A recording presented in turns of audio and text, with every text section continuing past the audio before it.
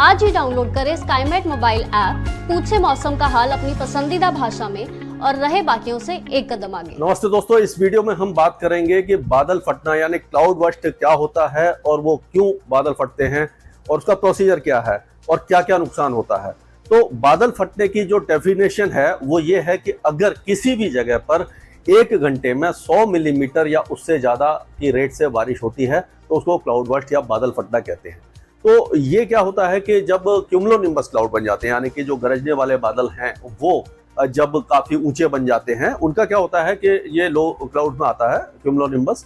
वैसे स्ट्रेटस होता है, स्ट्रेटोक्यूमुलस होता है, क्यूमुलस होता है, निम्बो स्ट्रेटस होता है और क्यूमुलोनिम्बस होता है। तो ये क्यूमुलोनिम्बस जो क्लाउड है ये गरजने वाला बादल होता है। इसका जो बेस होता है वो 3000 फीट, 3500 या 4000 फीट पर होता है और उसका जो टॉप होता है वो 30 से 40,000 फीट तक ऊंचाई तक पहुंच जाता है। तो हम कह सकते हैं कि जो भी बादल बनता है वो इस तरह का वो एक कॉलम ऑफ वाटर कह सकते हैं, पानी का एक तरह से स्रोत, उसमें बहुत ज्यादा पानी होता है। उसको डॉपलर रडार की मदद से देखा जा सकता है कि डॉपलर रडार जो काम करता है वो यह है कि वो जो इको छोड़ता है और किसी भी सॉलिड चीज से वो जब उसकी जो वो तरंगे हैं वो टकरा कर जब वापस आती है तो उसकी इमेज बन जाती है।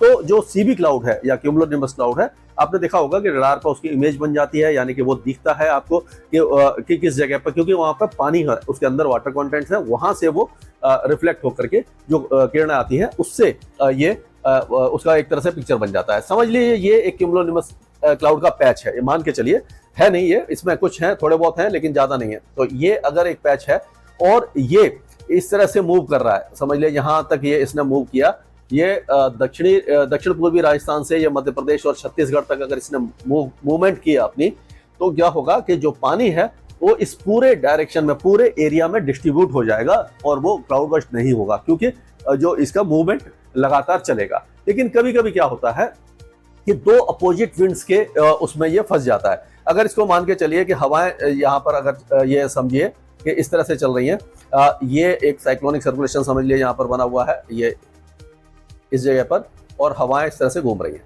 और एक साइक्लोनिक सर्कुलेशन यहाँ पर है और ये भी हवाएं इस तरह से यहाँ पर घूम रही हैं। तो ये अगर इस जगह पर बादल बन जाता है बीच में, तो वो दोनों हवाएं इसको रोक के रखेंगी और ये मूवमेंट नहीं कर पाएगा। तो जो पूरा पानी है वो एक ही जगह पर डिप्लीट हो जाएगा। लेकिन जो बादल है ये यहाँ से यहाँ तक आया तो ये पूरे रास्ते में यानी 200-300 किलोमीटर के दायरे में इसका पानी जो डिस्ट्रीब्यूट हुआ, तो उसके कारण क्या होता है कि वो बारिश जो है वो हल्की हल्की या मॉडरेट शावर्स होता है। लेकिन अगर एक ही जगह पर ये हो जाता है, बारिश हो जाती है, तो उसको क्लाउड बर्स्ट कहते हैं। और लेकिन ये प्लेन एरिया के अलावा अगर ये पहाड़ों पर होता है, पहाड़ों पर क्या होता है कि कॉलम ऑफ वाटर जो होता है यानी कि क्यूमुलोनिम्बस क्लाउड, कभी कभी वो अपर विंड जब कम होती है तो वो उसको ज्यादा दूर तक मूवमेंट नहीं करवा पाती। एक ही जगह पर वो सारा पानी एक तरह से क्लाउड बर्स्ट के रूप में बह जाता है, यानी कि बहुत तेज टोरेंशियल रेन होती है, उसके कारण ये बादल फटना या क्लाउड बर्स्ट कहते हैं। और पहाड़ों पर वो ज्यादा खतरनाक होता है क्योंकि पहाड़ों पर मान के चलिए कि अगर एक ही जगह पर लगातार बारिश हो रही है तो पहाड़ में जहां पर भी ढलान होगा सारा पानी चैनलाइज होकर उस ढलान के साथ साथ नीचे जाएगा और रास्ते में जो भी चीजें हैं, अगर कोई घर है, होटल है या सड़क है या चट्टाने हैं, पेड़ है, इन सबको बहा के ले जाता है।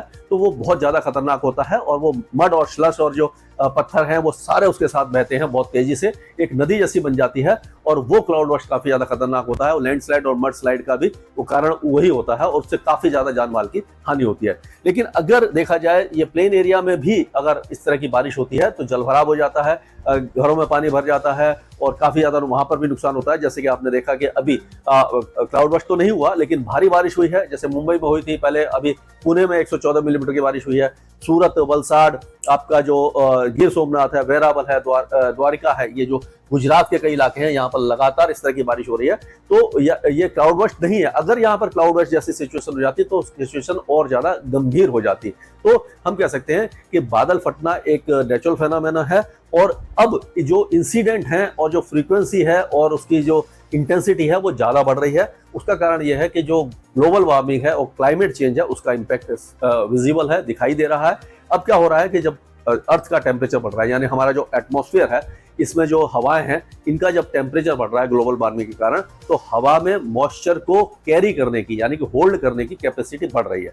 तो जब हवा में ज्यादा नमी होगी तो बादल भी बहुत ज्यादा बड़े बनेंगे, ज्यादा खतरनाक बनेंगे, ज्यादा ऊंचे बनेंगे और उसमें मॉइस्चर भी ज्यादा होगा और वो एक ही जगह पर या के शॉर्ट पीरियड ऑफ टाइम में बहुत हैवी रेनफॉल दे पाएंगे। अगर 1-2 घंटे में वो अगर 200-250 मिलीमीटर की बारिश दे जाते हैं तो हम कह सकते हैं कि जल भराव या बाढ़ जैसी स्थिति पैदा हो जाती है। तो ये हमने देखा कि क्लाउड बर्स्ट क्या होता है। अगले वीडियो में मैं पूरे देश की जानकारी दूंगा। धन्यवाद। मौसम से जुड़ी सटीक जानकारी और खबरों के लिए हमारे YouTube चैनल को सब्सक्राइब करें और बेल आइकन दबाकर हर खबर पर रखें नजर।